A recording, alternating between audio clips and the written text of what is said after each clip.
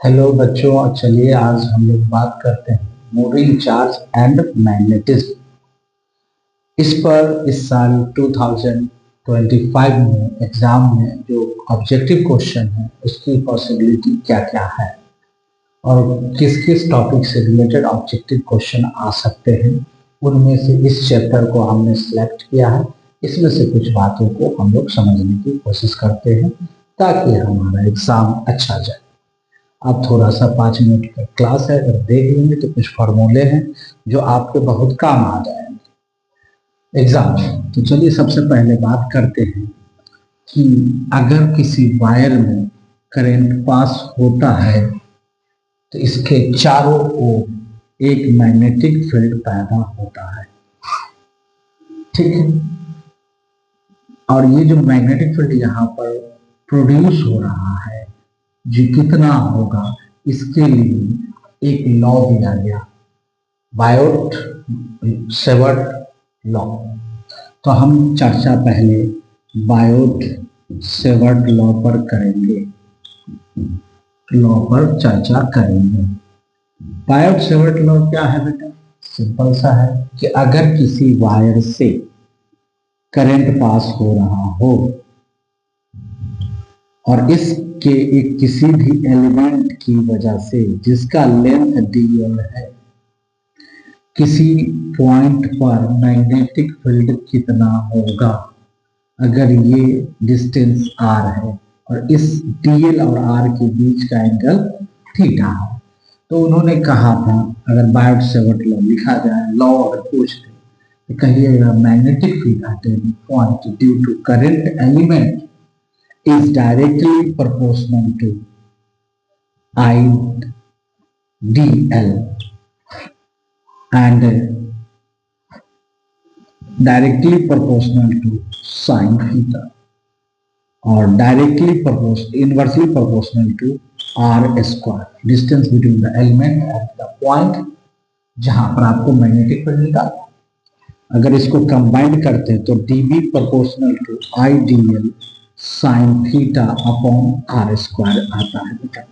इस प्रोपोर्शनलिटी को रिमूव करने के लिए हम एक कांस्टेंट टर्म के का इस्तेमाल करते हैं, तो ये होगा के I D L sine theta by r square.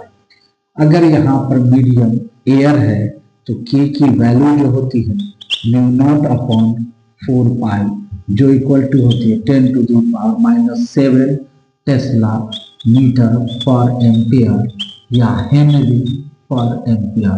तो एक ऑब्जेक्टिव क्वेश्चन यहाँ से बन सकता है ना, कि हेनरी एम्पियर और टेस्ला एम्पियर इसकी म्यू नॉट की यूनिट कह सकते हैं कि म्यू नॉट की ये यूनिट है। अगर म्यू नॉट की वैल्यू अगर आपको लिखनी है तो आप लिख सकते हैं 4 pi into 10 to the power -7 tesla metre per ampere या हेनरी पर एम्पियर। तो ये जो है म्यू नॉट की वैल्यू है। तो म्यू नॉट की वैल्यू हम याद रख सकते हैं, म्यू नॉट का unit Tesla metre per ampere है या हेनरी पर एम्पियर है। आपने पढ़ा होगा epsilon not 1/4 pi epsilon not. तो ये इलेक्ट्रिक फील्ड में काम आता है फोर्स के केसेस में, और मैग्नेटिक फील्ड में यहाँ पर हम लोग म्यू नॉट अपॉन 4 पाई का इस्तेमाल करते हैं।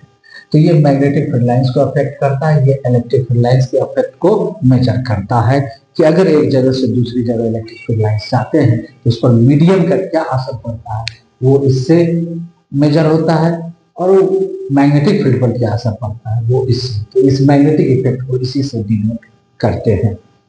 अब यहाँ पर हमारे पास बात आती है आगे, अगर इस पर हम और आगे चर्चा करेंगे तो जो सबसे इम्पोर्टेंट बात है कि इसको वेक्टर फॉर्म में कैसे लिखा जाए। तो जनरल फॉर्म तो इसका ये हो गया बेटा कि dB इक्वल टू हो गया mu naught by 4 pi I D L sine theta upon r square कह सकते हैं। ये मैग्नीट्यूड फॉर्म है, और चूंकि वेक्टर क्वांटिटी है तो हम इसको लिख सकते हैं mu naught upon 4 pi I D L vector cross r vector upon vector r का क्यूब। ठीक है, तो ये हमारा वेक्टर फॉर्म में रिजल्ट आ गया।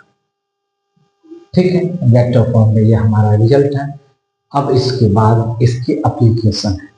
एप्लीकेशन में पहला एप्लीकेशन है कि ये करंट कैरिंग सर्कुलर कॉइल है और इसके एक्सिस पर एट अ डिस्टेंस x किसी पॉइंट पर अगर इसका रेडियस कहीं a माना जाता है कहीं r माना जाता है, जो भी है, अगर r लेते हैं, r रेडियस का सर्कुलर कॉइल है जिससे करंट I पास हो रहा है। तो ये जो I पास हो रहा है, इस I की वजह से यहाँ पर B का वैल्यू कितना होगा। तो यहाँ पर जो अगर आप B का वैल्यू लिखने जाइएगा तो होगा म्यू नॉट I और ये जो R है इसका स्क्वायर होता है I R square upon 2 into ये जो डिस्टेंस है x और ये जो R है इसका स्क्वायर, तो R square plus x square का पावर 3/2। तो ये हमारा B का वैल्यू हो गया इस पॉइंट पर, इस पॉइंट पर हमारे B का वैल्यू हो गया। ठीक है, अगर आपसे कहे कि सेंटर पर बताइए, eight centre of coil, centre of coil का मतलब हो गया बेटा कि यहां पर कितना होगा। तो इस सिचुएशन में सेंटर ऑफ कॉइल अगर कहे दैट इज x का वैल्यू आपको 0 पुट कर देना है। अगर यहाँ 0 पुट करते हैं तो ये तो खत्म हो जाएगा 0, और यहाँ जो है R स्क्वायर है और यहाँ 3/2 है, तो स्क्वायर को अगर 3/2 से मल्टीप्लाई करें तो बचेगा 3। ठीक है, तो इसका मतलब यहाँ पर जो है r³ बचेगा और ऊपर में जो है R स्क्वायर है, तो R स्क्वायर से r³ का अगर कैंसिलेशन किया जाए तो 1/r बचेगा। तो हमारे पास जो फाइनल रिजल्ट आएगा इसके सेंटर पर, B at centre of the circular coil, current carrying circular coil अगर आपसे पूछा जाए तो आप लिखेंगे म्यू नॉट I/2 क्योंकि हमारे पास सिर्फ R बचेंगे, तो ये सेंटर ऑफ द कॉइल हो गया। और कहीं अदर पोर्शन पर निकालना हो तो फिर आप निकाल सकते हैं। ठीक है, अगर कह दे कि इस R और इस X की वैल्यू इक्वल है तो यहाँ पर दोनों जगह R पुट कर देंगे। ठीक है, और कहे कि X बहुत बड़ा है तो R को आप निगलेक्ट कर देंगे। तो अगर कह दे कि इफ X जो है वो ग्रेटर देन R है तो ये R निगलेक्ट हो जाएगा, ये वाला निगलेक्ट हो, ये नहीं होगा, और ये x स्क्वायर जो है इससे 2 से ये 2 कैंसिल आउट हो जाएगा, तो यहाँ रह जाएगा बेटा 3। तो mu naught I/R square 2x का पावर 3। तो हमारा जो B होगा, B इक्वल टू हो जाएगा mu naught I/R square upon 2 into x का पावर 3/3। ये हमारा रिजल्ट हो जाएगा। अच्छा, ये हमको इस पॉइंट पर याद रखना। और एक और बात, इससे रिलेटेड एक और बात अगर हम करें कि अगर हमारे पास ऐसा सिचुएशन आ जाए बेटा कि जो हमारा मैग्नेटिक फील्ड है एट अ पॉइंट निकालना है हमको, उस कॉइल के पास n नंबर ऑफ टर्न्स, कितना नंबर टर्न्स हो, तो इसमें ऐसा भी पूछा जा सकता है कि if a circular coil have n number of turns, अगर n नंबर ऑफ टर्न्स है इसके पास तो आप जरा देखें क्या होगा फिर इसमें। तो टर्न है, तो टर्न का मतलब यहाँ पर ये टर्न हो जाएगा, ये जो टर्न बनाते हैं हम लोग इस तरह देखा होगा आपने, टर्न बनता।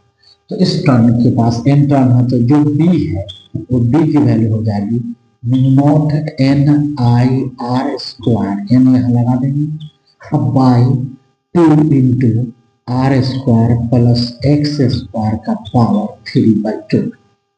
तो ये हमारा फॉर्मूला हो जाएगा। तो हमने अभी जितने भी फॉर्मूले यहाँ लिखाए हैं सब में आप n लगा देंगे। एक और बात आती है बेटा कि अगर आपको ये आर्क दे दिया गया और कहा कि इस सेंटर पर मैग्नेटिक फील्ड कितना होगा, अगर इसमें करंट I जा रहा है और ये एंगल थीटा जा रहा है, क्योंकि आपने अभी देखा है कि पूरा टर्न की वजह से पूरा करंट जब सर्कुलर पाथ पर घूम रहा है तब BC का वैल्यू कितना इतना। तो ये जब पूरा एक बार पूरा वायर की वजह से लेंगे तो सेंटर पर कितना एंगल बनेगा, 2 पाई। सेंटर पर कितना एंगल बनेगा, 2 पाई। तो इसका मतलब ये मैग्नेटिक फील्ड जो निकला है सेंटर को वो 2 पाई से डिवाइड हो जाएगा। तो पर यूनिट एंगल कितना होगा वो पता चल जाएगा। और फिर थीटा से अगर हम मल्टीप्लाई कर देते तो हमारा काम आसान हो जाएगा। तो इस समय जो बी की वैल्यू होगी वो होगी B C by 2 pi into theta. और बी सी की जो भी वैल्यू है वो यहाँ पुट करो। अब अगर बी सी का मतलब सेंटर होता है बेटा, तो बी सी तो नॉट बाई आई, तो not by I upon 2r है, 2r है। और यहाँ पहले 2 पाई है तो 2 2 जब 4 पाई और इंटू आर हो जाएगा, इंटू थीटा हो जाएगा। थीटा का वैल्यू जो भी हो आप इसमें डाल लीजिए, ये आपका आंसर है। ठीक है, तो इस तरह के ऑब्जेक्टिव क्वेश्चन ये आपको जरूरत पड़ेगी तो आप ये फॉर्मूला याद रखें, है ना। बी सी क्योंकि टोटल सेंटर पर फील्ड होगा इस कॉइल की वजह से mu naught I by 2 r. अब हम इस पूरा सर्कल को ना लेकर, ये पूरा सर्कल को ना लेकर हम इसके एक पर्टिकुलर सेक्शन की बात करते हैं, पर्टिकुलर सेक्शन की बात कर रहे हैं। तो ऐसे सिचुएशन में हम थीटा से मल्टीप्लाई कर देंगे, 2 पाई से डिवाइड कर देंगे। अच्छा, यहाँ एंगल जो है हम रेडियन में लिए हैं तो यहाँ थीटा भी आप रेडियन में पुट कीजिए ताकि आपका क्वेश्चन आसानी से बन जाए। अगर डिग्री में रख दीजिएगा तो फिर मुश्किल हो जाएगा क्योंकि ये रेडियन में और डिग्री में नहीं रख सकते। यहाँ पर हमें डिग्री में नहीं रख के रेडियन में। अब रेडियन में रखने के लिए आपको पता ही है कितना होगा, आप लोगों ने पढ़ा होगा। चलिए, अगर हम आगे बात करें इससे रिलेटेड और भी बात अगर हम करें तो बहुत ही इंटरेस्टिंग बातें हो जाएगी फॉर्मूला।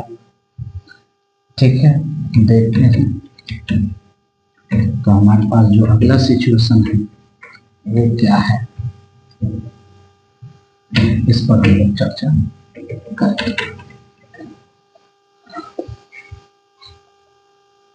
ठीक है, उसके बाद हम लोग बात करते हैं सबसे सिंपल सा एम्पियर सर्किटल लॉ। अच्छा, इस पर थोड़ी और बातें करें। वो बातें क्या है कि अगर हम यहाँ इस फॉर्मूले को देखें, इसको जैसा कि हम जानते हैं इस कॉइल की वजह से यहाँ पर जो मैग्नेटिक फील्ड होगा बी वो कितना होगा, mu naught N I r square upon 2 into r square plus x square का पावर 3/2। अगर हम इसको चाहें तो 4 पाई 2 पाई से नीचे और 2 पाई से ऊपर मल्टीप्लाई कर सकते हैं।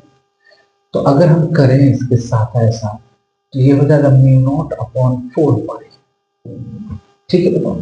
और यहाँ पर क्या लिखें, N I 2 pi r square upon r square plus x square का पावर 3/2। अब यहाँ पर देखिए आप, ये पाई आर स्क्वायर एरिया है किसका, सर्कल का। पाई आर स्क्वायर क्या है, एरिया है सर्कल का।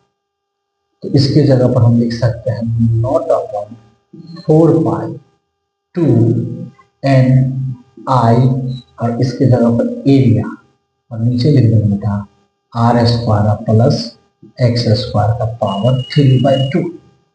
अच्छा, ये जो एन आई ए है इसको हम लोग मैग्नेटिक डाइपोल मोमेंट भी कहते हैं। तो हम इसको लिख सकते हैं म्यू नॉट अपॉन 4 पाई 2 और इसकी जगह पर हम m को पुट कर सकते हैं 2m upon r square plus x square का पावर 3/2।